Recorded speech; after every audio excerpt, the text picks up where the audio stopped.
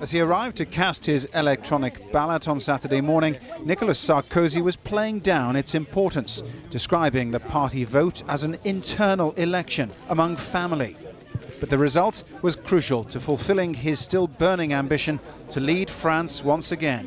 And the outcome was less convincing than Sarkozy would have hoped. Nicolas Sarkozy, 100 159 voix, soit 64,5% des suffrages. Analysts predicted that Sarkozy needed a majority of well over 70% to assert his authority on the party.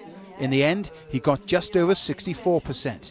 It's exactly 10 years ago, almost exactly to the day actually, that Nicolas Sarkozy first won the leadership of France's centre-right UMP party. A victory which back then catapulted him to the French presidency within a space of just 3 years. What's striking about this election run, and the commentators here are saying it over and over again, is just how little the man has changed in those intervening years.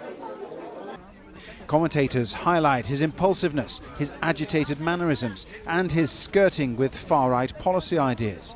And his campaign faltered in the closing stages. Many observers say Sarkozy's biggest problem is himself. It's difficult for Nicolas Sarkozy to change his own personality, but he will have to do it. He will have to show the French public that he is indeed different. Not just in communication terms, but sincerely different. And it's difficult for him to do because he hasn't changed, obviously. And he doesn't seem to have reflected on his previous mistakes. Opinion polls show the French electorate is thoroughly disillusioned with the current presidency of François Hollande.